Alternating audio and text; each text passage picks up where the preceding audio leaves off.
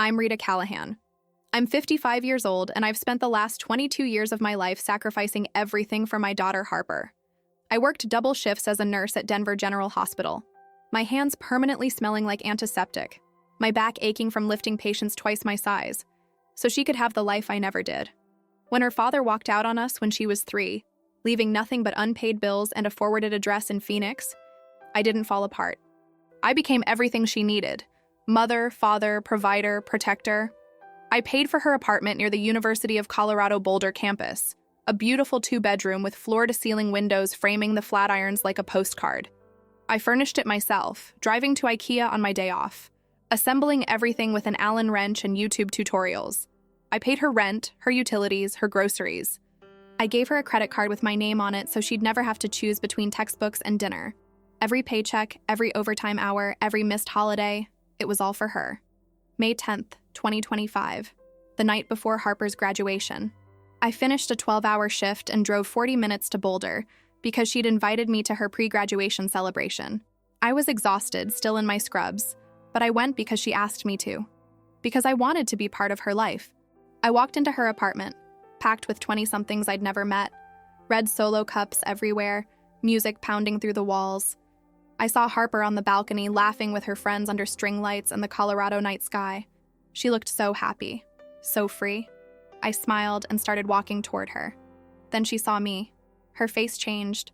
The laughter stopped. She leaned over the railing and her voice cut through the music, loud enough for everyone to hear. "Mom, seriously? This is a university party, not a nursing home." The room went silent. Then someone laughed. Then everyone did. I stood there in my nurse's clogs and faded jacket, my purse still on my shoulder, and felt every eye on me. Harper had already turned back to her friends, dismissing me like I was an embarrassing interruption. Like I was nothing. I didn't cry, I didn't yell, I just turned around and left. I drove home under the star-filled May sky, and somewhere between Boulder and Denver, something inside me broke. Not loudly, not dramatically. Just a clean, cold snap, like ice cracking on a frozen lake. The next morning, I woke up at 6 a.m. I made coffee. I opened my laptop. And I called my realtor. "I want to sell the apartment," I said. "Today." By 9 a.m., the listing was live. By 10, I'd canceled every credit card with Harper's name on it. By 11, I'd drafted an eviction notice, 30 days as required by Colorado law. I had it couriered to her apartment. At 2 p.m., I sat in the bleachers at Folsom Field, surrounded by thousands of proud parents waving signs and taking pictures.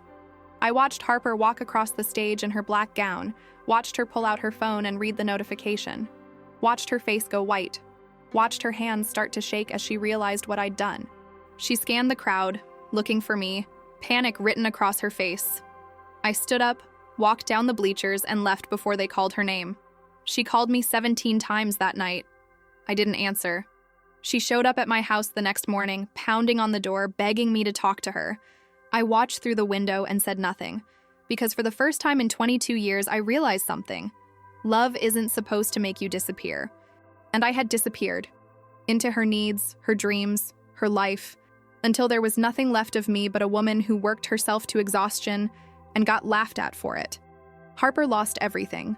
The apartment sold to a couple from California. Her cards were canceled. She had no money, no backup plan, and her new job didn't start for 2 months.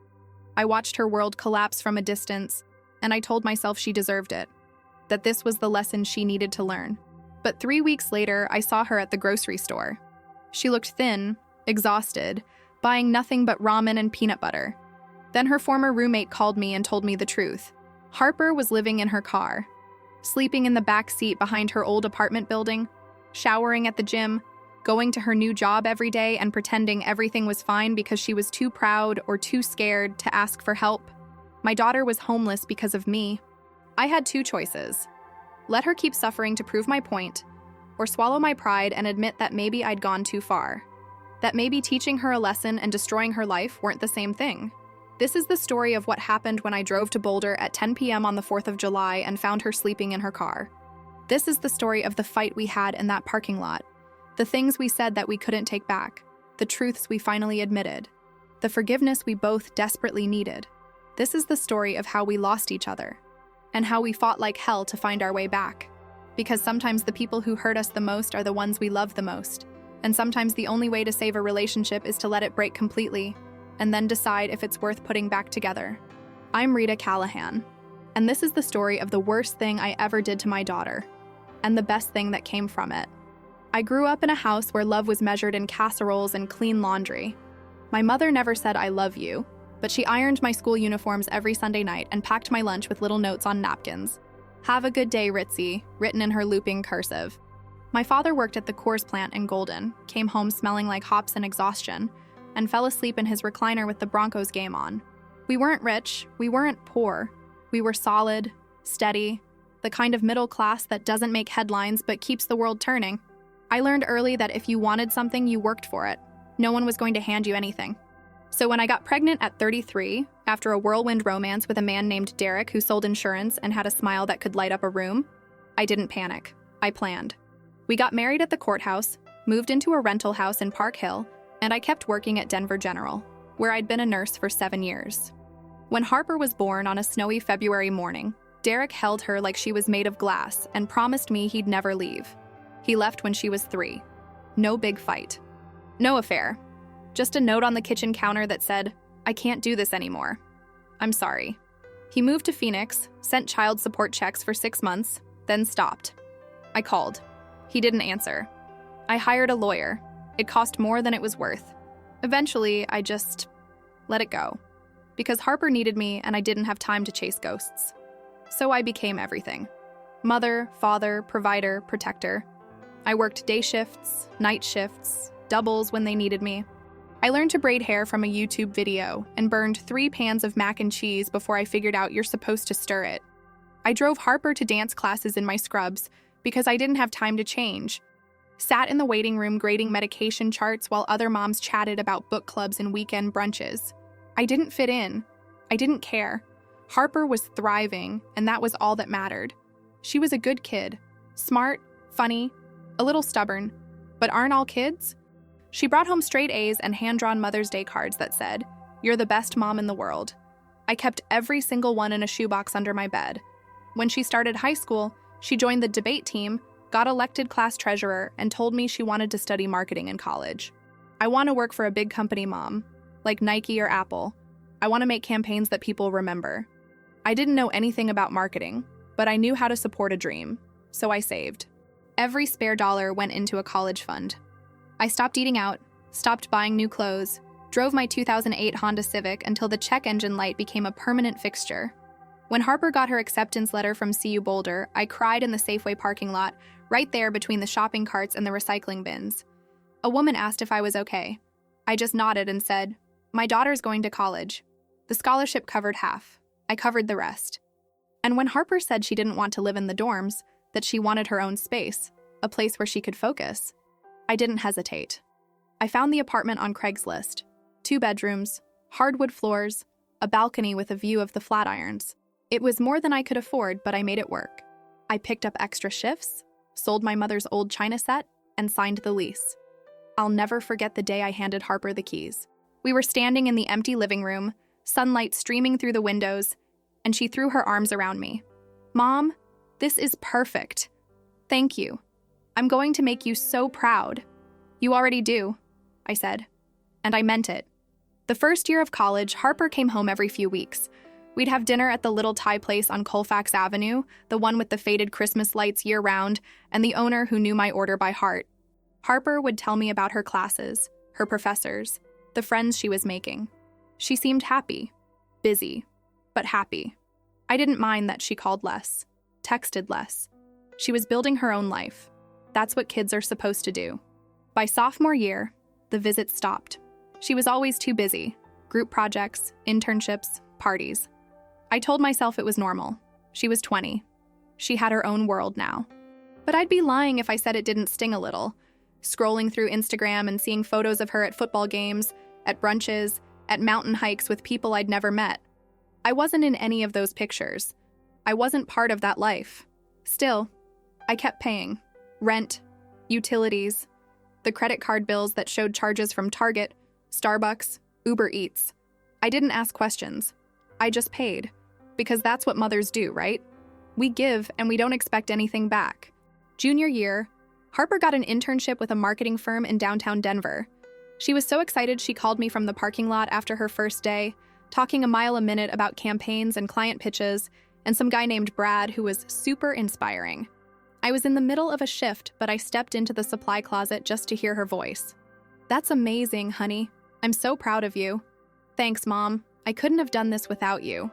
Those words carried me through 6 months of double shifts. Senior year started last fall. Harper stopped calling altogether. Our conversations became text exchanges, short, transactional. "Can you Venmo me $200 for textbooks?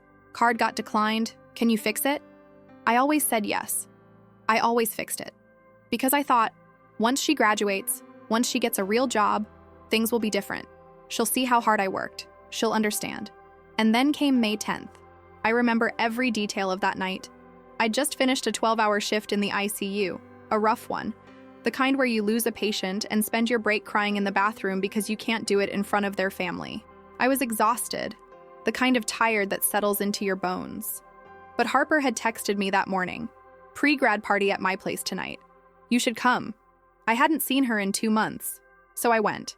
I didn't change out of my scrubs. I didn't have time. I just grabbed my purse, got in my car, and drove. The sun was setting as I crossed into Boulder, painting the Flatirons gold and purple. I remember thinking, this is it. Tomorrow she graduates. All the hard stuff is behind us now. I parked on the street because the lot was full. The apartment building looked the same as always. Red brick, black shutters, a row of bikes locked to the rack out front. I could hear the music from the sidewalk, some EDM remix that made my chest vibrate. I climbed the stairs, knocked on the door. No answer. I used my key. The smell hit me first. Beer, sweat, something sweet and artificial. The living room was packed with people I didn't recognize, all of them young and loud and beautiful in that careless way only college kids can be. Red Solo cups everywhere. Someone had pushed the couch against the wall to make a makeshift dance floor. The TV was on, playing some music video on mute. I scanned the room for Harper. Found her on the balcony, framed by string lights and the darkening sky. She was laughing, head thrown back, surrounded by 4 or 5 people, girls in crop tops, guys in backward hats. She looked so happy, so alive. I felt a surge of pride so strong it almost knocked me over. I started toward her. Someone bumped into me, sloshing beer on my shoe. I didn't care. I just wanted to see my daughter, to hug her, to tell her how proud I was. And then she saw me. Her smile faltered, just for a second. Then she leaned over the balcony railing and her voice cut through the music. "Mom, seriously? This is a university party, not a nursing home." The room went silent. Then someone laughed. A sharp, cruel sound. Then another. Then everyone. I stood there, frozen, my purse still on my shoulder, my clogs scuffed and ugly under the overhead lights. I looked at Harper. She wasn't even looking at me.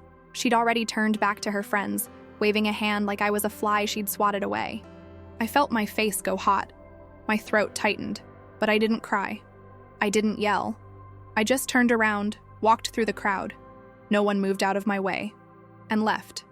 I closed the door behind me, took the stairs one at a time, got in my car, sat there for a full minute, staring at the dashboard, my hands shaking so hard I couldn't get the key in the ignition.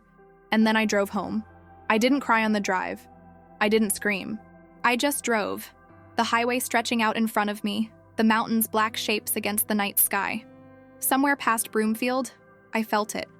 That clean, cold snap, like a bone breaking, like a door closing. I thought about all the times I'd said yes, all the times I'd given and given and given, all the times I'd told myself, she'll appreciate it one day, she'll understand. But she didn't. She saw me as an embarrassment, a joke, an old woman who didn't belong in her shiny new life. By the time I pulled into my driveway, I knew what I had to do. I woke up at 6 the next morning.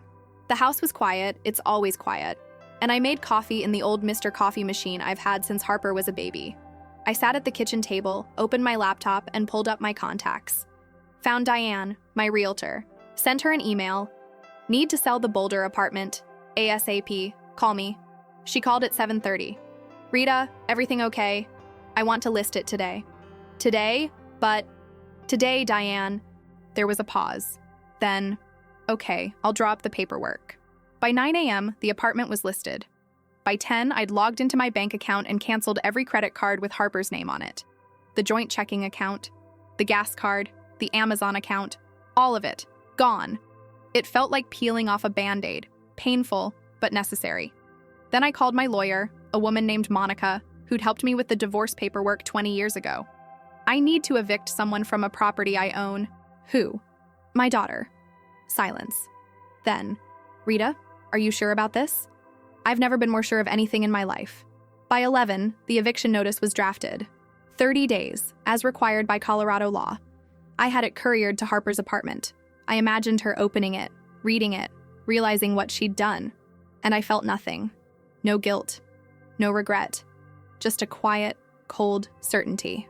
At noon, I got dressed. Not in scrubs, in the black dress I'd bought for her graduation, the one I'd saved for 2 months to afford. I did my makeup, pinned my hair back, and drove to Boulder one last time. Folsom Field was packed. Thousands of people in the bleachers, waving signs, taking pictures. I found my seat in the family section, wedged between a couple in matching CU sweatshirts and a grandmother knitting a blanket. The sun was bright, the sky impossibly blue. The band played the fight song. The graduates filed in, a river of black gowns and tasseled caps. I saw Harper, row 12, third from the left. She was smiling, snapping selfies with the girl next to her. She looked so proud, so sure of herself. At 2 p.m., her phone buzzed. I watched her pull it out, glance at the screen, watched her face go pale, watched her hands start to shake. The dean called her name, Harper Marie Callahan. She stood, walked across the stage, took the diploma. But her hands were trembling so hard I could see it from 50 rows away. She scanned the crowd, looking for me. I stood up, walked down the bleachers, and left. I didn't look back. The phone started ringing at 9 p.m. that night. I was sitting on my couch, a glass of red wine in my hand, cheap stuff from King Soopers, the kind that comes with a screw cap, and watching some home renovation show where people with unlimited budgets complained about granite countertops. My phone lit up on the coffee table. Harper's name. Her photo, the one from her high school graduation, cap tilted, smile wide, flashed on the screen. I let it ring. It rang again and again. 17 times between 9 p.m. and midnight. Each time I watched it buzz and light up and go silent. Each time I took another sip of wine. By the 17th call, the bottle was empty and my phone was face down on the table. I went to bed. I slept better than I had in years. The next morning, Sunday, May 11th, Mother's Day, not that it mattered, I woke up to 43 text messages. I read them over coffee, my reading glasses perched on my nose, the morning sun streaming through the kitchen window. Harper, 9:47 p.m. Mom, please pick up Harper, 9:52 p.m. I don't understand what's happening, Harper, 10:03 p.m. Did you really sell my apartment? Harper, 10:15 p.m. My cards aren't working, none of them. Harper, 10:34 p.m. Mom, this isn't funny, Harper, 11:08 p.m. Please call me back. Harper, 11:56 p.m. I'm sorry about what I said. I was drunk. Please don't do this. Harper, 12:42 a.m. Mom, I'm scared. I set the phone down, poured another cup of coffee, stared out at the backyard where my neighbor's sprinkler was already going, sending up little rainbows in the early light. I felt nothing. No guilt, no satisfaction, just a quiet, hollow space where all the worry used to live. At 8:30 a.m., someone started pounding on my front door. I looked through the peephole. Harper. Her hair was unwashed, pulled into a messy ponytail. She was wearing the same CU hoodie from the party, yoga pants, no makeup. Her eyes were red and swollen. She looked like she hadn't slept. Mom, I know you're in there. Please, just open the door. I stood on the other side, my hand on the deadbolt, and said nothing. Mom, please, I need to talk to you. I don't understand what's happening. They said I have 30 days to move out. They said the apartment's being sold. My cards don't work. I tried to get gas this morning and it declined. Mom, please. Her voice cracked on that last word. I heard her start to cry. Those big, gasping sobs that used to break my heart when she was little, when she'd fall off her bike or get left out at recess. The kind of crying that used to send me running to scoop her up and tell her everything would be okay. I turned around and walked back to the kitchen. She pounded on the door for another 10 minutes. Then she stopped. I heard her sit down on the front step, heard her crying, softer now, muffled. She stayed there for almost an hour. I know because I watched the clock on the microwave, watched the numbers change while I stood at the sink, gripping the counter, telling myself not to open the door, telling myself she needed to learn, that this was necessary, that I was doing the right thing. At 9:40, I heard her car start, heard her drive away. I sat at the kitchen table and finished my coffee. My hands were shaking. By Monday morning, the realtor had 3 offers on the apartment. I accepted the highest one. A cash offer from a couple relocating from California, no inspection, 30-day close. Diane called me, her voice bright and professional. "Rita, this is fantastic. You're going to clear a nice profit on this." "Great," I said. "Send me the paperwork." Should I notify the current tenant?" "Already done." There was a pause. I could almost hear her thinking, wondering, but she didn't ask. Realtors know better than to get involved in family drama. "Okay, I'll be in touch." I went to work. I had a shift in the ICU, 7 a.m. to 7 p.m., and I was grateful for it. Grateful for the rhythm of it, the routine. Check vitals, adjust meds. Talk to families who looked at me with desperate, hopeful eyes and asked questions I couldn't always answer. There's a clarity in crisis. Someone's heart stops, you do compressions. Someone can't breathe, you intubate. There's a protocol, a right answer. Not like life, not like parenting. At lunch, I sat in the break room with my colleague Sandra, a 52-year-old Filipina woman who'd been a nurse longer than I had. She was eating lumpia her daughter had made, and the smell filled the small room. Garlic and pork, and something sweet. "You okay?" she asked, unwrapping another spring roll. "You seem, I don't know, different." "I'm fine," I said. "You sure? You're usually checking your phone every 5 minutes. Today you haven't looked at it once." "Sandra, I'm fine." She studied me for a moment, then shrugged. "Okay, but if you want to talk." "I don't." She didn't ask again, but I felt her watching me for the rest of the shift. My phone buzzed throughout the day. Harper, always Harper. I didn't read the messages, I just silenced the notifications and kept working. By the time I clocked out at 7, there were 62 unread texts. I deleted them without opening them. Tuesday, Harper showed up at the hospital. I was at the nurse's station, updating a patient chart, when I saw her come through the double doors. She looked worse than she had on Sunday, hair still unwashed, dark circles under her eyes, wearing an oversized Denver Nuggets t-shirt that I recognized as one of mine from years ago. She scanned the floor, saw me, and started walking over. I stood up. "You can't be here." "Mom, please, just 5 minutes. That's all I'm asking." "Harper, this is my workplace. You need to leave." "I'm not leaving until you talk to me."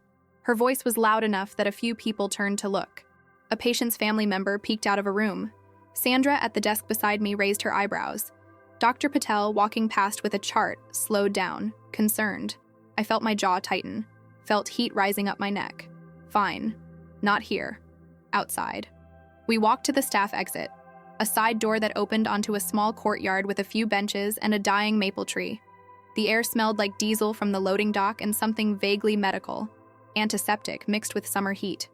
Harper sat down on one of the benches, her hands clasped between her knees. I stayed standing, arms crossed. "Talk," I said. "Mom, I'm so sorry. I was drunk. I didn't mean what I said. You know I didn't mean it. You said it in front of 20 people. You humiliated me. I know, and I feel horrible. But you can't just, Mom, you can't just take everything away. I don't have anywhere to go. I don't have any money. My job doesn't start until July." "You have a job?" "Yeah, at a marketing firm downtown, Red Point Media. I signed the offer last week, but it doesn't start for 2 months and Then you'll figure it out, like everyone else does." Her face crumpled. "Mom, please. I'm your daughter. And you treated me like I was nothing. Like I was an embarrassment. I was drunk. People do stupid things when they're drunk. You're 22 years old, Harper. You're not a child. You made a choice. Now you get to live with the consequences." She stood up, her hands balled into fists at her sides. "So what? You're just going to cut me off, just like that? After everything? After everything?" I felt something hot and sharp rise in my chest. "After everything? Harper, I have given you everything. I worked myself to the bone for you. I paid for your apartment, your car insurance, your phone bill, your groceries. I gave up vacations, new furniture, a social life. I gave up everything so you could have the life you wanted. And you repaid me by mocking me in front of your friends. I said I was sorry. Sorry doesn't fix it. You're being cruel. I laughed. A short, bitter sound. I'm being cruel? Harper, you don't know the first thing about cruelty. Cruelty is working 3 shifts in a row and coming home to an empty house. Cruelty is watching your daughter post pictures of brunches and ski trips while you're eating ramen for dinner because you just paid her rent. Cruelty is showing up to a party because your daughter invited you, only to be told you don't belong there. I didn't mean... Yes, you did. You meant every word. You were embarrassed by me. By the way I looked, the way I dressed, the fact that I'm old and ordinary and not cool enough for your college friends. Her face was pale. That's not true. Isn't it? Look me in the eye and tell me you weren't embarrassed. Tell me you didn't wish I hadn't shown up. She opened her mouth, closed it, looked away. That's what I thought, I said. Mom, I'm done, Harper. I'm done sacrificing myself for someone who doesn't even respect me. I'm done being invisible in my own daughter's life. I'm done pretending that everything's fine when it's not. So you're just giving up on me? No. I'm giving up on pretending you appreciate anything I've done. That's not fair. Life isn't fair. You'll learn that soon enough. I turned and walked back inside, leaving her standing there in the courtyard. My hands were shaking. My heart was pounding. I heard her call after me. Mom, wait!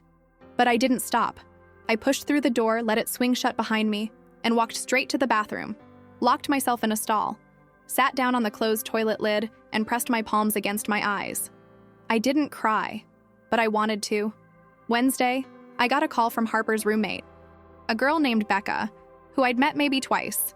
Once when I helped Harper move in freshman year, and once at a CU football game where she'd been drunk and overly friendly. Her voice was hesitant, apologetic. Ms. Callahan?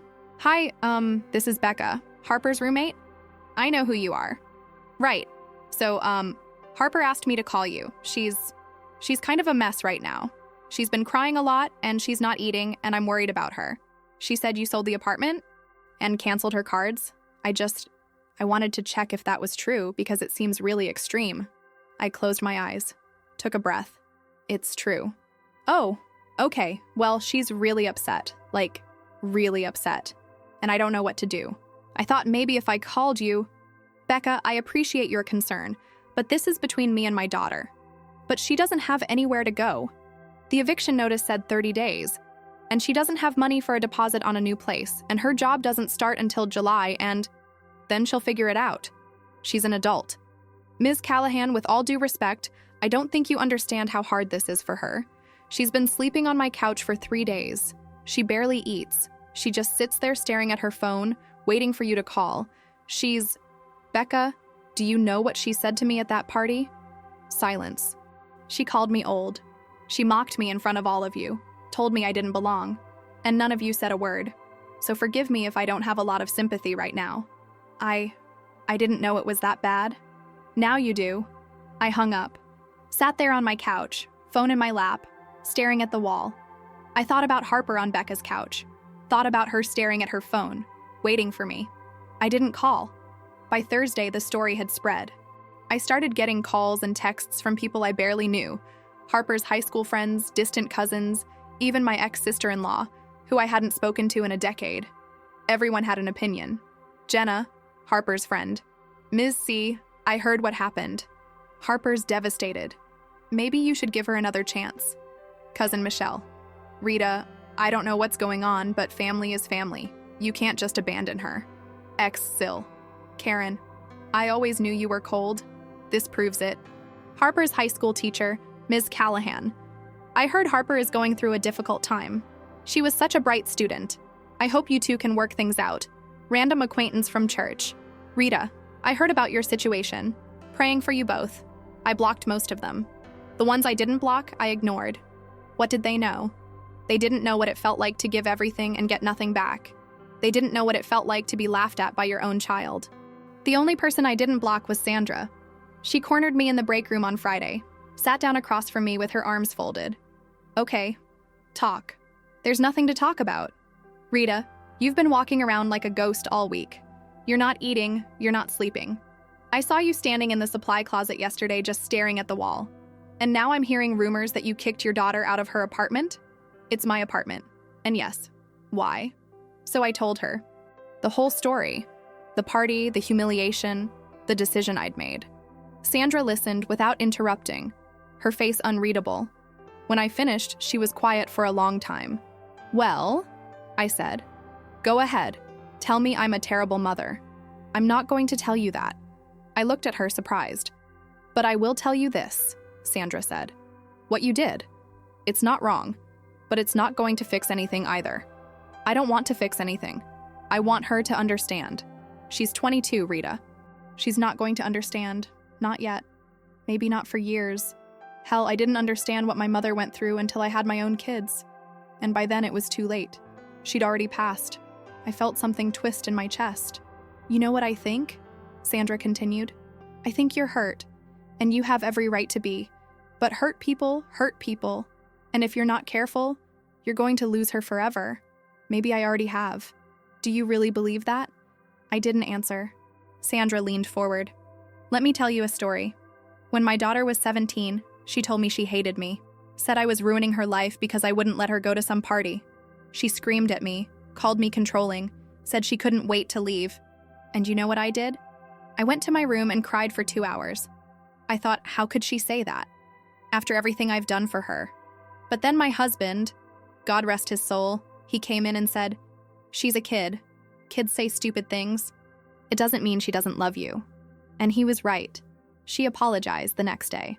We moved on. Harper's not a kid anymore. No, but she's still learning. And so are you. You're learning how to set boundaries, how to demand respect. That's good. That's important.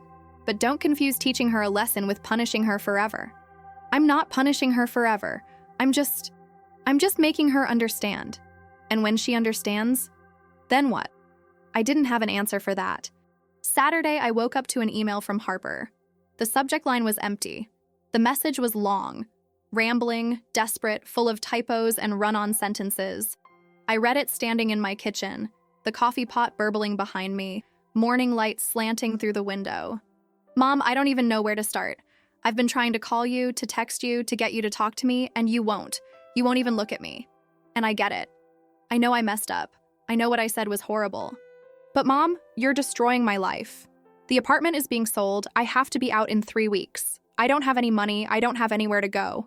My job doesn't start until July, and even when it does, I won't have enough for a deposit and first month's rent on a new place.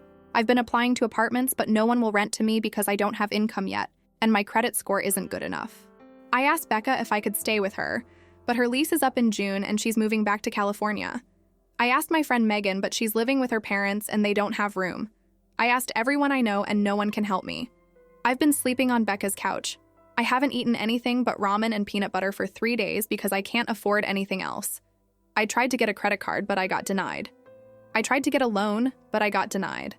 I tried to borrow money from friends, but no one has that kind of cash. I'm drowning and you're just watching me sink. I know you're mad. I know I hurt you. But Mom, I'm your daughter. Doesn't that mean anything? Doesn't that count for something? I've made mistakes. A lot of them, apparently. But does that mean you just throw me away like I'm nothing? Like all those years didn't matter? I remember when I was 7 and I broke my arm falling off the monkey bars at school. You left work in the middle of your shift and drove to the school to get me. You held my hand the whole time in the ER, told me stories to keep me from crying. You stayed up with me that night because I was scared. You made me hot chocolate and let me sleep in your bed. You were my hero. When did I stop being someone worth saving? Please. Please just talk to me. Please don't throw me away. I love you. I'm sorry. Please. Harper, I read it twice. Then I closed the laptop and walked away. I told myself I was being strong. I told myself this was what she needed. But my hands were shaking, and there was a tightness in my chest that wouldn't go away.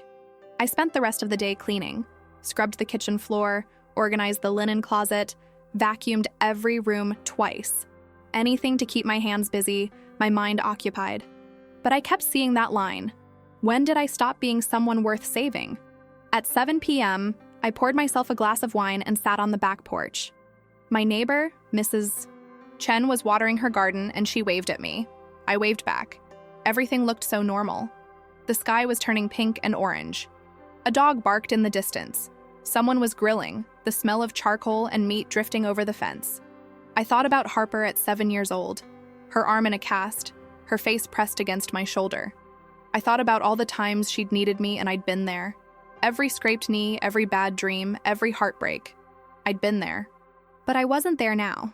I told myself it was different, that she was an adult, that this was necessary. I wasn't sure I believed it anymore. Sunday, exactly 1 week after the graduation, I went to church. I'm not particularly religious, but my mother used to drag me to Sunday services at St. Catherine's on York Street. And sometimes, when the world feels too heavy, I go. I sit in the back pew, listen to the organ, and let the silence wash over me. That morning, the priest gave a sermon about forgiveness, about letting go of anger, about how holding on to resentment is like drinking poison and expecting the other person to die. I sat there, hands folded in my lap, and felt the words land like stones in my chest. Forgiveness isn't about excusing the harm, the priest said. It's about releasing yourself from the burden of carrying it. It's about choosing peace over punishment. It's about remembering that we all fall short, and we all need grace. I thought about Harper, about the look on her face when she realized what I'd done, about her sitting on Becca's couch, eating ramen, waiting for me to call. I thought about myself, about the years I'd spent giving and giving and giving, about the resentment that had built up layer by layer until one stupid comment at a party made it all explode. After the service, an older woman approached me in the parking lot. I didn't know her, but she had kind eyes and a soft smile, and something about her reminded me of my mother. "You look like you're carrying something heavy, dear," she said. I almost walked away, but something stopped me. Maybe it was the wine-colored sky, or the way she reminded me of my mother, or the fact that I hadn't spoken to anyone, really spoken, in days. "My daughter hurt me," I said, and I hurt her back, and now I don't know how to stop. The woman nodded slowly. "Do you want to stop?" "I don't know." "Well," she said, patting my arm, "that's a start. Sometimes we have to sit with the anger before we can let it go. But don't sit with it too long, dear. Anger has a way of becoming comfortable, and comfortable anger is the most dangerous kind." She walked away, leaving me standing there in the parking lot, the sun setting behind the mountains, wondering if I'd just made a confession or a mistake. By the end of week 2, Harper had stopped calling, stopped texting, stopped showing up at my house or my work. At first, I was relieved.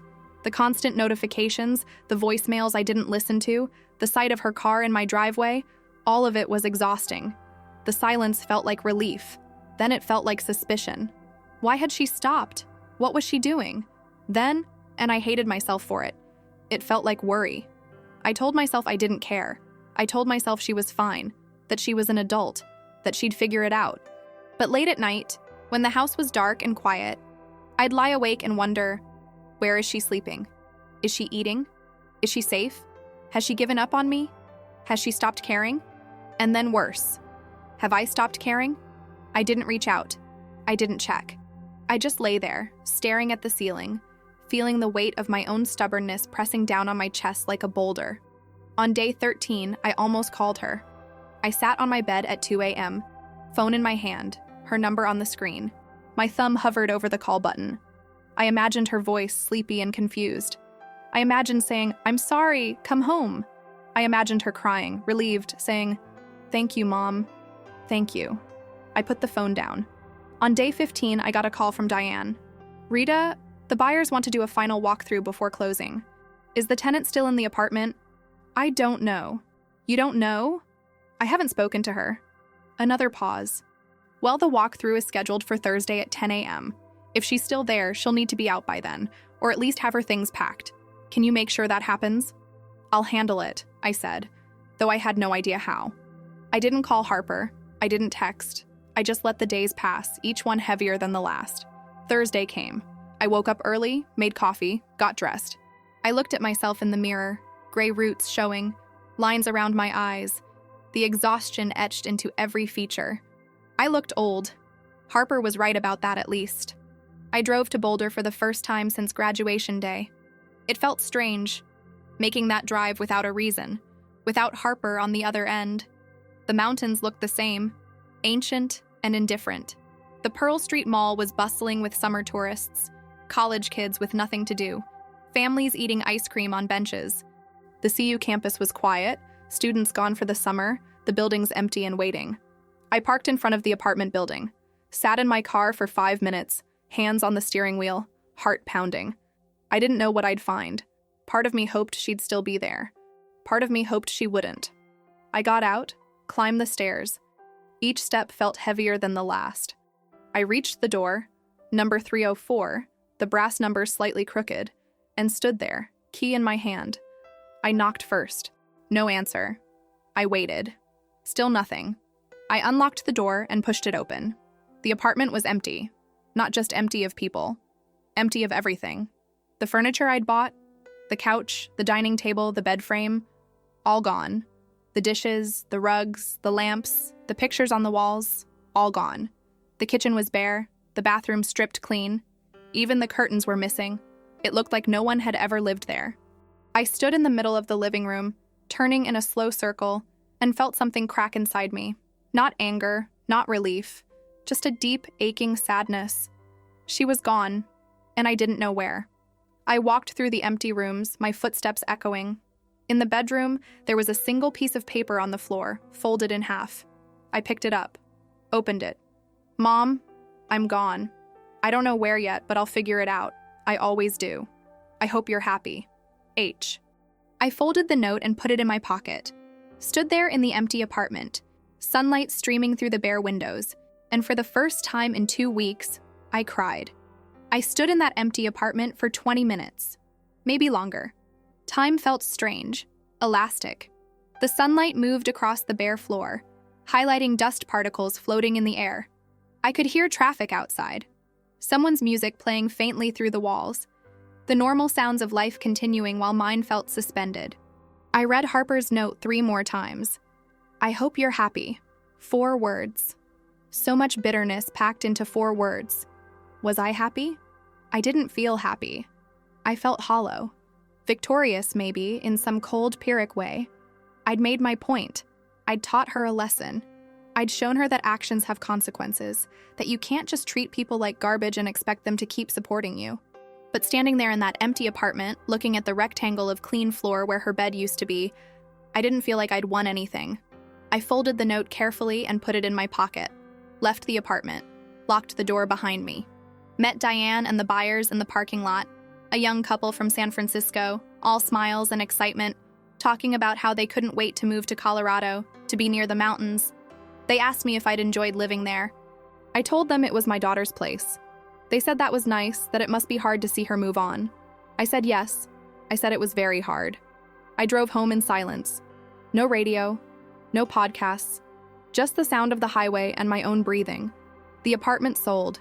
The money hit my account on June 15th, a Tuesday. I stared at the number on my computer screen. It was more than I'd paid for the place 3 years ago. A tidy profit, just like Diane had said. I could use it for retirement, for the down payment on a new car, for that trip to Ireland I'd always wanted to take. I closed the laptop without transferring anything. Work became my sanctuary. I picked up every extra shift I could. Days, nights, weekends. I told Sandra I needed the money, which wasn't true. I needed the distraction. I needed to be useful, to be needed, to have clear problems with clear solutions. Someone's blood pressure drops, you adjust their meds. Someone's in pain, you give them morphine. Someone's family needs answers, you find the doctor. Simple. Clean. Unlike everything else in my life. You're going to burn out, Sandra warned me one night. We were sitting in the break room at 3 a.m., both of us exhausted, both of us with 6 more hours to go. I'm fine. Rita, you're working 60-hour weeks. That's not fine. I need to keep busy. Have you heard from her? I knew who she meant. No. Have you tried to reach out? No. Sandra was quiet for a moment, stirring sugar into her coffee.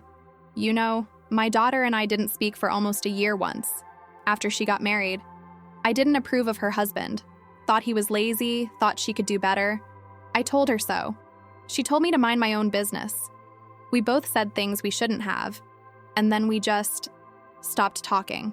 What happened? My grandson was born. She called me from the hospital, didn't apologize, didn't explain. Just said, Mom, I had a baby. Do you want to meet him? And I went. That's different. She reached out to you. Is it? Or did we both just decide that being right wasn't as important as being family? I didn't answer. I just sipped my terrible break room coffee and tried not to think about Harper's note. I hope you're happy. June bled into July. Denver got hot, that dry, intense heat that makes the pavement shimmer and the air smell like dust and sunscreen. I kept working, kept coming home to my empty house, kept not calling Harper. But I thought about her constantly, wondered where she was, if she'd started her job at Red Point Media, if she'd found a place to live, if she was eating enough, sleeping enough, if she hated me, if she missed me, if she thought about me at all. I drove past her old apartment twice. Both times, I saw the California couple's car in the parking lot, their plants on the balcony, their life settling in where Harper's used to be. Both times, I kept driving. On July 3rd, the night before the 4th of July, I went to the grocery store. King Soopers, the same one I'd been going to for 20 years. I was in the cereal aisle trying to decide between generic cornflakes and the name brand when I saw her. Harper. She was at the end of the aisle, her back to me, reaching for something on the top shelf. She was wearing jean shorts and a white tank top, her hair in a ponytail. She looked thinner. Her shoulder blades stuck out sharply under her shirt. My heart stopped, then started again, too fast, too hard. I stood there, frozen, a box of cereal in my hand, watching my daughter. She grabbed whatever she was reaching for, a box of granola bars, and put it in her basket. I could see what else she had: ramen, peanut butter, a loaf of bread, the cheapest kind, nothing fresh, nothing healthy. She turned, saw me. We stared at each other across 20 feet of linoleum and fluorescent light. Her face went white, then red. Her jaw tightened. She looked like she was deciding whether to run or scream or cry. I opened my mouth. No sound came out. Harper turned and walked away. Fast. Almost running. I watched her go, her basket swinging, her flip-flops slapping against the floor. She turned the corner and disappeared. I stood there for another minute, still holding the cereal, my hands shaking so hard I almost dropped it. Then I put it back on the shelf, didn't even remember which one I'd been holding, and left. Abandoned my cart in the middle of the store and walked out to my car. I sat in the parking lot, hands on the steering wheel, and tried to breathe. She'd looked so thin, so tired, so much older than 22. I thought about going back in, finding her, saying something, anything. I drove home instead. That night, I couldn't sleep. I lay in bed, staring at the ceiling, replaying that moment in the grocery store over and over. The look on her face, the basket full of cheap food, the way she'd walked away from me without a word. At 2 a.m., I got up and went to the kitchen, pulled out my laptop, typed Red Point Media Denver into Google, found their website. Clean, modern, lots of bright colors and stock photos of diverse people in business casual, smiling at laptops. I clicked on Team and scrolled through the faces looking for Harper. She wasn't there. I frowned, clicked on Careers, found a general email address, hovered my cursor over it, trying to figure out what to say. Hi, I'm looking for information about an employee named Harper Callahan. No, that sounded insane. I'm Harper Callahan's mother and I need to reach her. Even worse. I closed the laptop, opened it again, logged into my bank account. The money from the apartment sale was still sitting there, untouched. I stared at it for a long time. Then I picked up my phone and did something I hadn't done in 2 months. I looked at Harper's Instagram. Her last post was from May 9th, the day before graduation. A picture of her and her friends at some restaurant, everyone laughing, drinks in hand. The caption, "One more day until we're done. Love these humans so much." Nothing since then. No pictures. No stories. Her profile was public, but it was like she'd just stopped. I scrolled back through her old posts. So many pictures I'd never seen. Harper at football games, at parties, hiking in the Flatirons, studying in coffee shops. Harper with friends I didn't know, doing things I wasn't part of. A whole life I'd paid for but never witnessed. I found one from a year ago. Harper and 2 other girls at Red Rocks, the sun setting behind them, all 3 of them grinning. The caption, "Best night ever." So grateful for this life. I'd paid for her ticket to that concert. I'd sent her money when she texted asking if she could go with her friends. I'd said yes without hesitation. She'd never even told me she went. I closed Instagram, opened my messages, looked at the last text I'd sent Harper. May 10th, 8 a.m. "Good luck today, honey. So proud of you." She'd never responded. I started typing. Harper, I saw you today at King Soopers. Deleted it. Harper, I've been thinking about you. Deleted it. Harper, I'm sorry. I stared at those 2 words for 5 full minutes. Then I deleted them too. Put the phone down, went back to bed. Didn't sleep.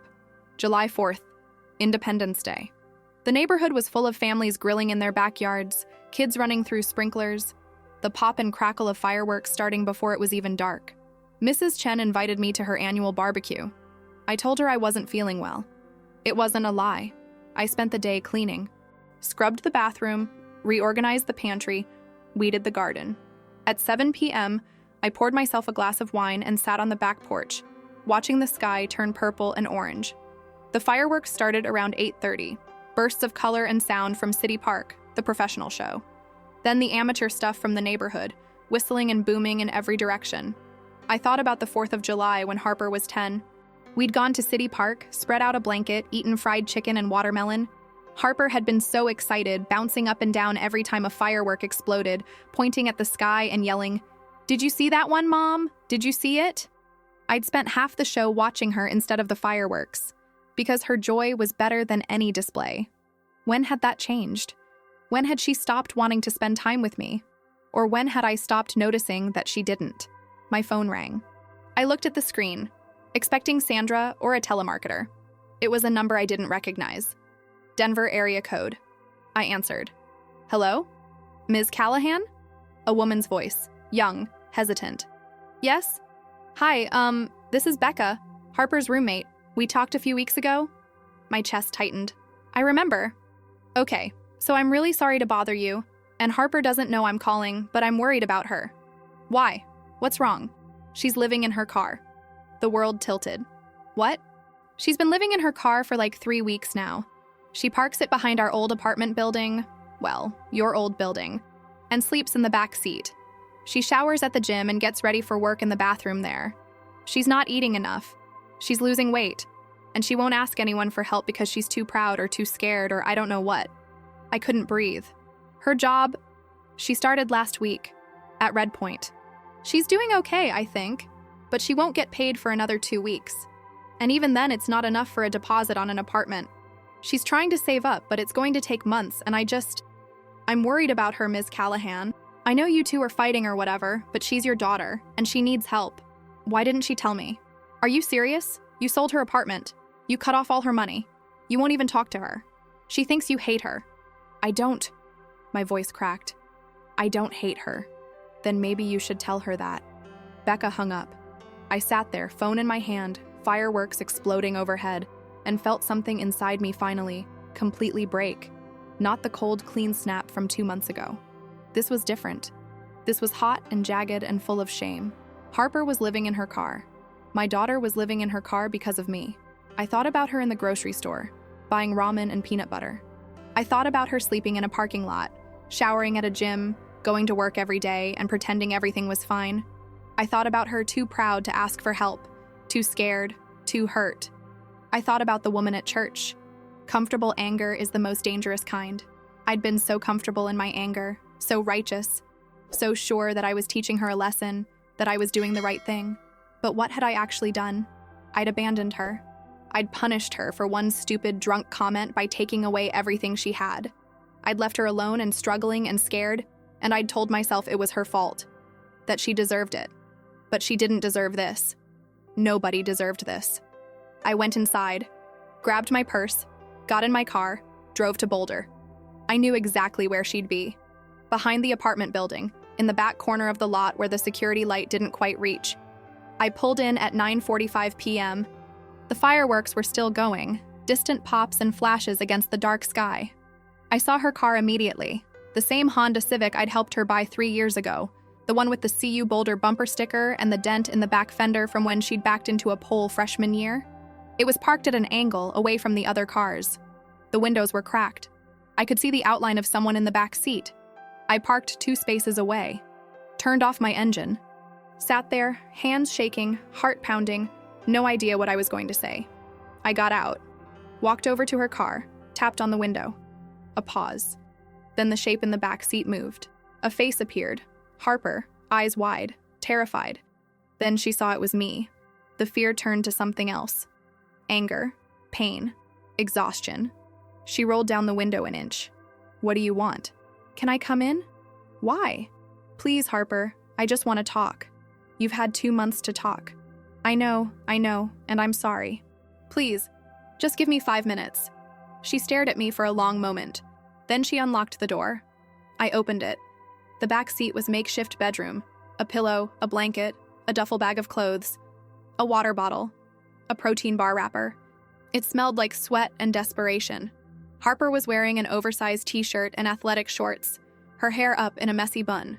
She looked exhausted. She looked like she'd been crying. I sat on the edge of the back seat, leaving the door open.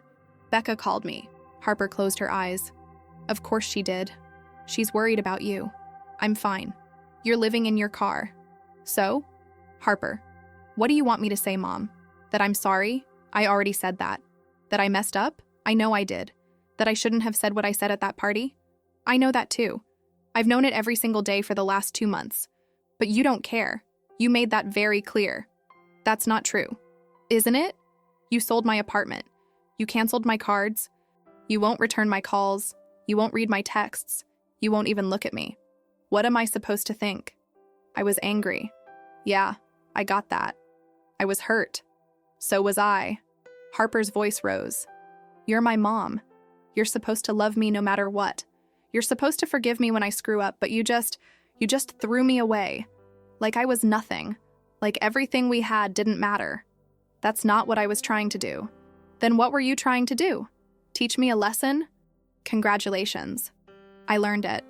I learned that the person I thought would always be there for me will abandon me the second I disappoint her. I learned that love is conditional. I learned that I can't count on anyone but myself. I felt tears burning in my eyes.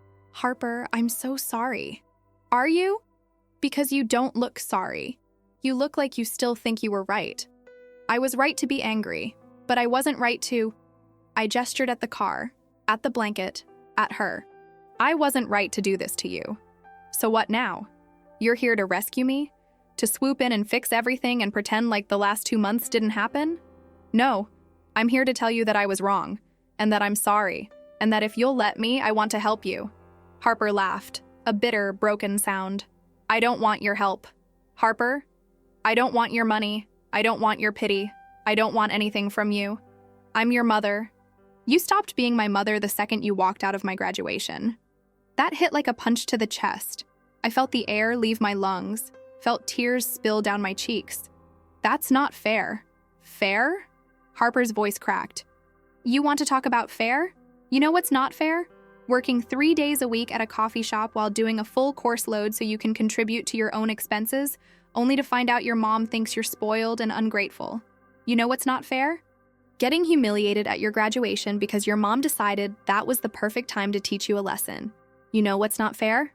Spending your first 2 weeks at your dream job sleeping in your car because you don't have anywhere else to go and you're too ashamed to ask for help. You should have asked me. Why would I? You made it very clear you were done with me. I was angry, Harper. I said things. I did things that I shouldn't have. But I never stopped loving you. Well, you have a funny way of showing it. We sat there in silence, the sound of distant fireworks the only noise. Harper wiped her eyes with the back of her hand. I did the same. I saw you at King Soopers, I said quietly. I know. I saw you too. You looked thin. I'm fine. You're not fine. You're eating ramen and peanut butter and sleeping in your car. It's only for a few more weeks. I'll get my first paycheck and then I can find a place. Harper, I said I'm fine. I took a breath, tried to figure out what to say, how to fix this. If it could even be fixed. What you said at that party, I said slowly, it hurt. It hurt more than anything you've ever said to me, because it wasn't just the words. It was the fact that you said them in front of all your friends. It was the fact that you looked at me, the woman who has given you everything, and saw someone to be embarrassed by. Harper was quiet. But I realized something. I continued. I realized that I've spent so much time giving you things, money, support, opportunities, that I forgot to make sure you actually appreciated me. I forgot to teach you that love isn't just about what someone can do for you. It's about respect. It's about gratitude. It's about recognizing the sacrifices someone makes and honoring them. I know that. Do you? Because for the last few years, I've felt like an ATM to you. Like I only mattered when you needed something. Harper's voice was small. That's not true. Isn't it? When was the last time you called me just to talk? When was the last time you asked me how I was doing? When was the last time you said thank you, really said thank you, for everything I was doing for you? She didn't answer. I worked myself to exhaustion for you, I said. I missed holidays, birthdays, dinners with friends. I drove a car that barely ran and wore scrubs that were falling apart because I was making sure you had everything you needed. And I told myself it was worth it. That one day you'd understand. That one day you'd look back and realize how much I sacrificed. I do realize that. Do you? Because it doesn't feel like it. Mom? But that doesn't excuse what I did. You hurt me, so I hurt you back. And that was wrong. That was cruel. You were drunk and stupid and thoughtless, but you're 22. You're allowed to be those things. But I'm 55. I'm your mother. I should have been the adult. I should have told you how much you hurt me and given you a chance to make it right. Instead, I just destroyed your life. And I'm so sorry for that. Harper was crying now, silent tears streaming down her face. I didn't mean what I said. I swear I didn't. I know. I was showing off, trying to be cool in front of my friends. It was so stupid. It was. But I forgive you. She looked at me surprised. You do? Yes. Do you forgive me? Harper wiped her face, stared at her hands. I don't know. I want to.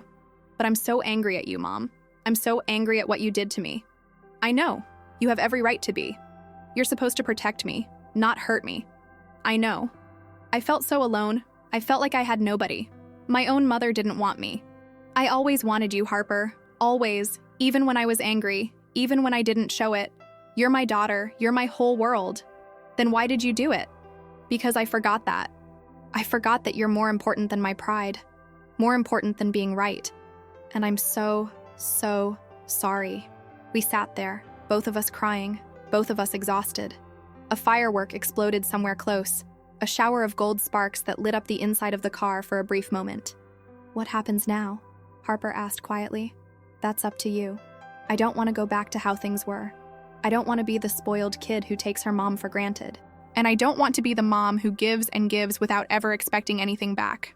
So what do? I thought about it. We start over. We figure out what a healthy relationship looks like. We communicate. We respect each other. We don't let resentment build up until it explodes. That sounds hard. It will be. But I think you're worth it. And I hope you think I'm worth it too. Harper looked at me for a long moment. Then she nodded. I do. Okay. Then let's start with this. I have money from selling the apartment. I want to use some of it to help you get on your feet. Not because I'm trying to buy your forgiveness, but because you're my daughter and I don't want you sleeping in your car. Mom, I'm not going to pay for everything. You have a job. You're an adult. But I can help you with a deposit on an apartment, and I can help you buy groceries until you get your first paycheck. And then you take over. You pay your own rent, your own bills, your own life. But I'm here if you need me, not as an ATM, as your mother. Harper was quiet. Then she said, I'd like that. Yeah? Yeah. I felt something inside me loosen, something I hadn't realized was clenched. Okay, good. Let's get you out of this car. We went to IHOP. It was the only place open at 10:30 on the 4th of July. We sat in a booth by the window, ordered pancakes and eggs and bacon and orange juice. Harper ate like she hadn't had a real meal in weeks, which I realized she probably hadn't. We didn't talk about the fight. We didn't talk about the apartment or the money or the last 2 months. We just talked. About her job, about the campaigns she was working on, about the people in her office, about my work, about Sandra, about Mrs. Chen's terrible karaoke habit, about nothing and everything. At one point, Harper laughed at something I said. A real laugh, the kind that made her whole face light up. And I felt tears prick my eyes again. I'd missed that laugh. I'd missed her. Mom, she said. Are you crying? No. You're totally crying. It's been a long day. She smiled, reached across the table and squeezed my hand. Thank you for coming to find me. Thank you for letting me in. We finished our food. I paid the bill. She didn't argue. We walked out to the parking lot, where her car and mine sat side by side. The fireworks had stopped. The sky was dark and full of stars. "So what now?" Harper asked. "Now you follow me home. You sleep in a real bed, and tomorrow we start looking for apartments." "Are you sure?" "I'm sure." Harper looked at her car, then at me, then she nodded. "Okay." She stayed in her old bedroom. I'd kept it exactly the way she'd left it when she went to college. The same purple bedspread, the same posters on the walls, the same stack of high school yearbooks on the shelf. It was like a time capsule. Harper stood in the doorway looking around. "I can't believe you didn't turn this into a gym or something." I thought about it. "Why didn't you?" "Because it's your room. It'll always be your room." She smiled, small and sad. "Thanks, Mom." That night, I lay in my own bed and listened to the sounds of someone else in the house. The bathroom sink running, footsteps in the hallway, the creak of Harper's bed as she settled in. It was the best sound I'd heard in months. The next morning, we had coffee on the back porch. The air was already warm, the sun bright and merciless. Mrs. Chen waved from her garden. Harper waved back. "Okay," I said. "Let's talk logistics." "Okay. You're starting at Red Point next week?" "I started last week. Today's Friday. I've been there 5 days." "Right, sorry. How's it going?" "Good.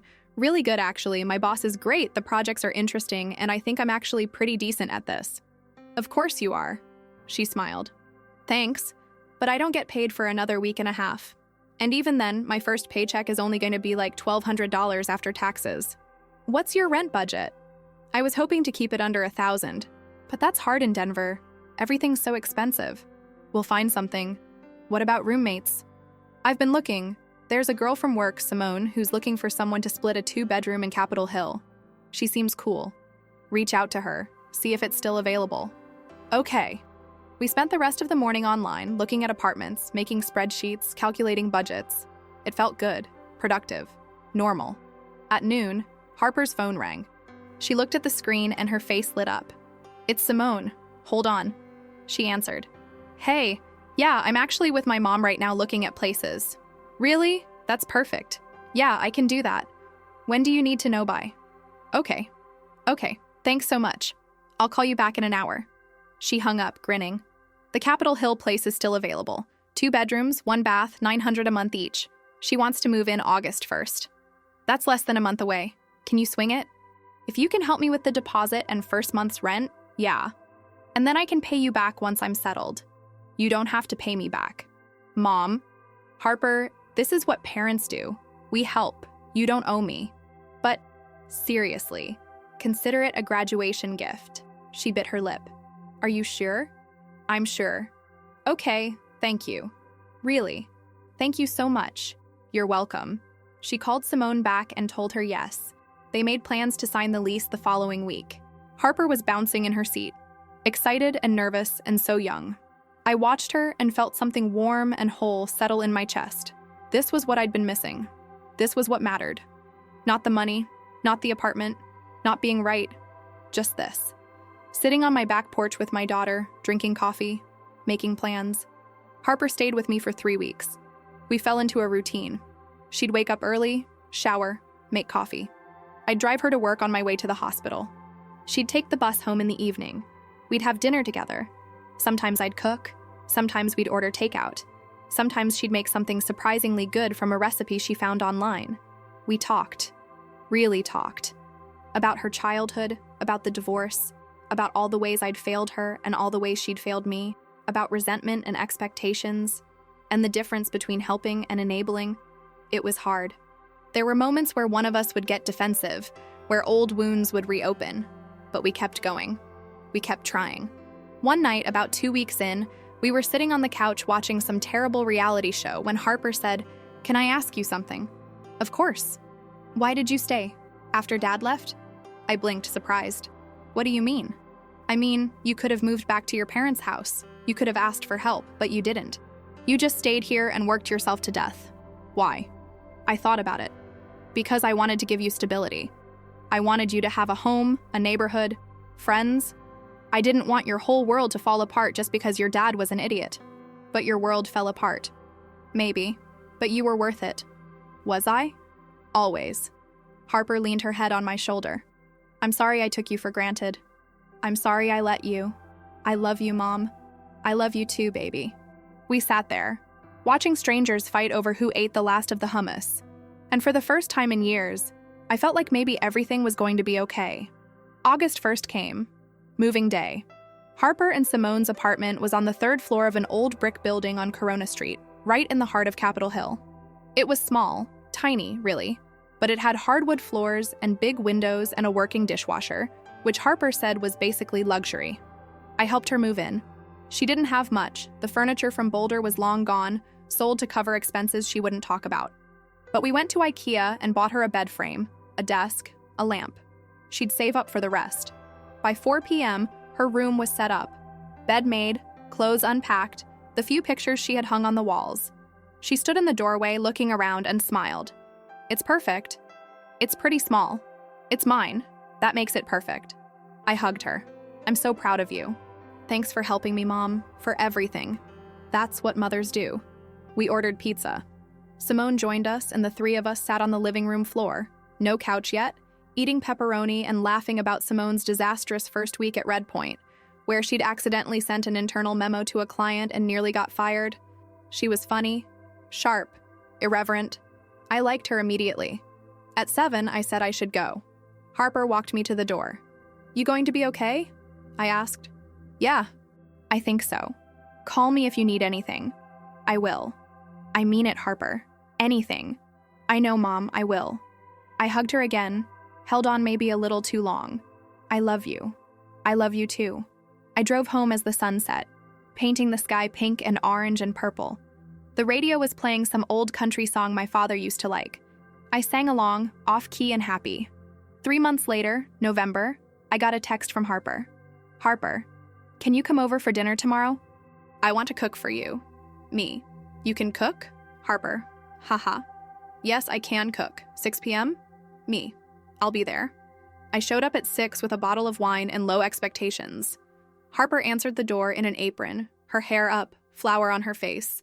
The apartment smelled amazing. Garlic, herbs, something rich and savory. What are you making? Chicken piccata and roasted vegetables and bread from scratch. From scratch? I've been watching a lot of cooking videos. Simone was out with friends, so it was just the two of us. Harper had set the table, real plates, real silverware, a candle in the middle. She served the food and it was actually good. Really good. Harper, this is incredible. She beamed. Thanks, I've been practicing.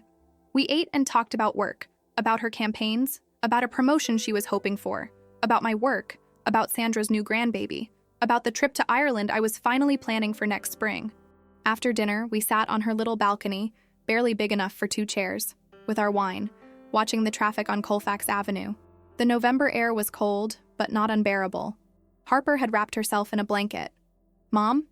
She said after a while. Yeah? I need to tell you something. My stomach clenched. Okay. I've been going to therapy. I looked at her, surprised. You have? Yeah, since September, twice a month. My insurance covers most of it. That's really good, Harper. I'm proud of you. Thanks, it's helped. A lot. We've been talking about what happened between us, and I've realized some things. Like what? She took a breath. Like how I spent 4 years treating you like a bank account instead of a person. Like how I never called just to talk, or asked how you were doing, or said thank you. Like how I took everything you gave me and acted like it was owed to me. Harper.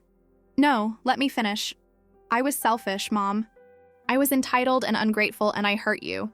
And I'm really, really sorry. Not just sorry that you got mad, sorry for what I did, for how I treated you. I felt tears prick my eyes. Thank you for saying that. I mean it. You didn't deserve that. You deserved a daughter who appreciated you, who saw you, and I didn't do that. I was so wrapped up in my own life, my own friends, my own world, that I forgot you were a person with feelings and needs and sacrifices. You were young. That's not an excuse. Plenty of people my age know how to be decent human beings. I got lost somewhere. I started thinking that because you were my mom, you'd always be there no matter how badly I treated you. And that's not fair. That's not how love works. No, I said quietly. It's not. My therapist said something that really stuck with me. She said that love without respect is just obligation. And I think that's what happened to us. You loved me, but I didn't respect you. And eventually, that broke us. I wiped my eyes. Yeah, I think you're right. But I want to change that. I want to be the kind of daughter you deserve. Not perfect. I'm never going to be perfect, but better. Present. Grateful. You're already doing that, Harper, these last few months. They've meant everything to me. Really? Really? Having dinner with you, talking to you, knowing you're okay, that's all I ever wanted. That's all I ever needed. She reached over and squeezed my hand. I love you, Mom. I love you too, baby. We sat there in comfortable silence, watching the city lights twinkle in the distance. A police siren wailed somewhere. A dog barked. Someone was playing music too loud in the apartment below. It was perfect. Hey, Mom, Harper said. Yeah? Can I tell you something else? Of course. I hated you for like a month after you sold the apartment. I really, genuinely hated you. I flinched, but nodded. I know. But then I realized something. You were the only person who'd ever held me accountable for anything. Everyone else, my friends, my professors, even Becca, they all just let me do whatever I wanted. They never called me out when I was being a jerk. They never told me when I was taking advantage. But you did. And yeah, it was harsh. And yeah, it hurt. But it was also the wake-up call I needed. I shouldn't have done it the way I did. Maybe not. But you weren't wrong to be angry. You weren't wrong to want more from me. You weren't wrong to expect respect and gratitude. I just wish we could have figured that out without, everything that happened. Me too. But I'm glad we're here now. I'm glad we're talking. I'm glad we're trying. Me too, sweetheart. Me too. December came, then January. Harper and I fell into a new rhythm. Dinner once a week, usually at her place, sometimes at mine. Phone calls every few days just to check in. Texts about nothing important. She sent me memes I didn't understand. I sent her articles about marketing that she probably didn't read. It was normal. It was healthy. It was everything I'd wanted. On a Friday night in late January, Sandra and I were sitting in the break room at the hospital, both of us exhausted from a long shift. She was eating leftover adobo, and I was picking at a salad I'd brought from home. So, she said, how's Harper? She's good. Really good, actually. You two back on track? Yeah, we are. Sandra smiled. I'm glad. I was worried about you for a while there. I was worried about me too. What changed? I thought about it. I think we both realized that we'd been hurting each other without meaning to, and we decided to stop. That's it? That simple? No. It wasn't simple at all. It was hard. It's still hard sometimes. But we're trying. And that's what matters. Sandra nodded, satisfied. Good. That's good, Rita. Family's important. Even when they drive you crazy. Especially when they drive you crazy. She laughed. Amen to that. February 10th. My 56th birthday. I wasn't expecting much. Maybe a card from Sandra, maybe a phone call from Harper.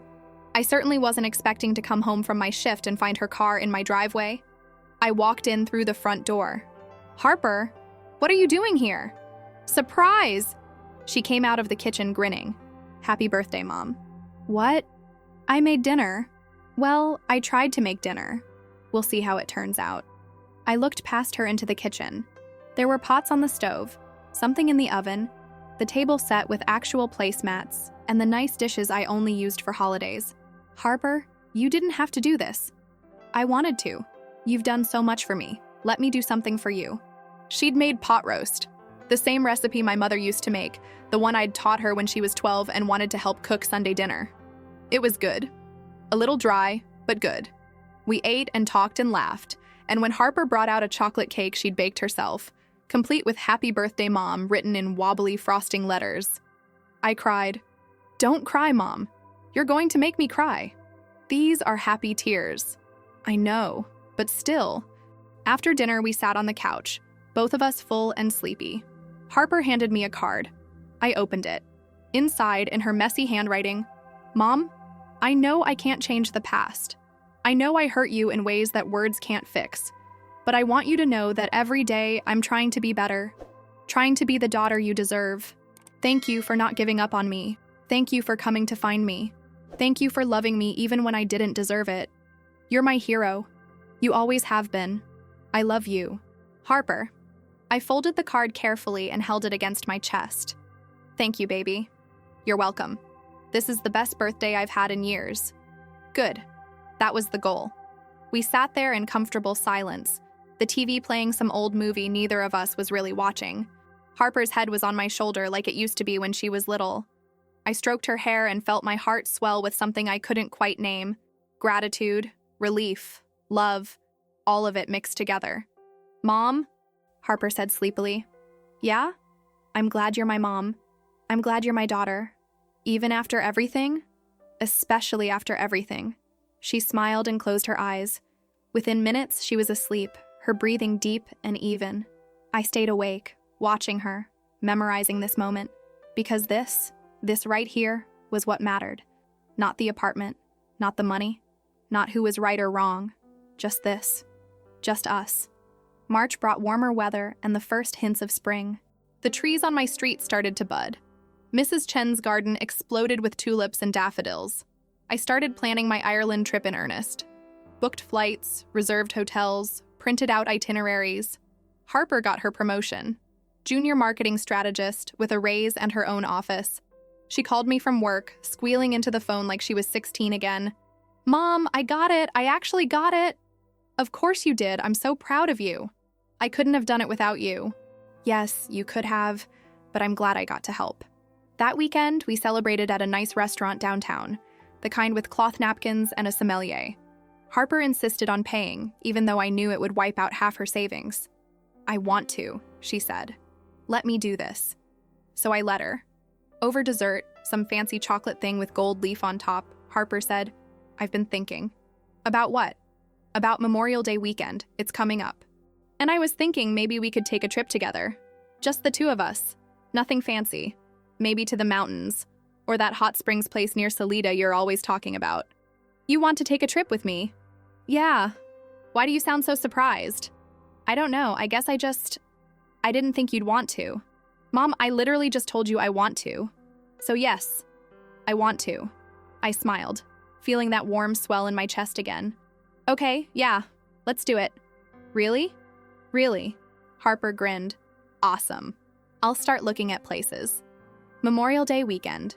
We drove down to Mount Princeton Hot Springs Resort, about 2.5 hours southwest of Denver.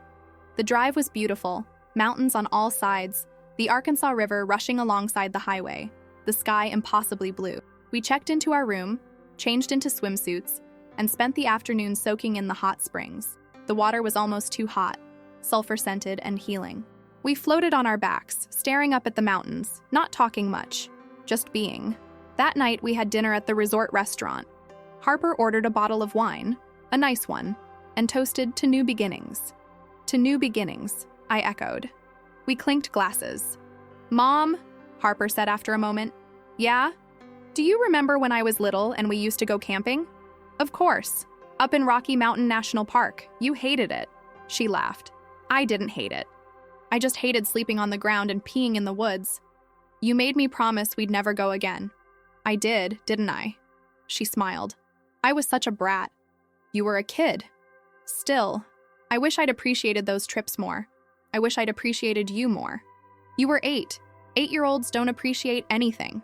Maybe, but still, I'm sorry I was difficult. Harper, you were a great kid.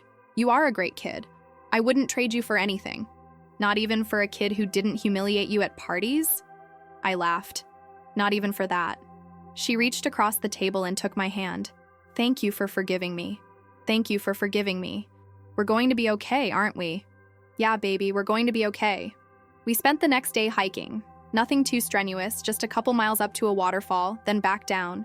Harper took a million pictures. Of the mountains, the trees, the water. Of me. I complained, but secretly I loved it. On the drive home, Harper put together a playlist, half my music, half hers.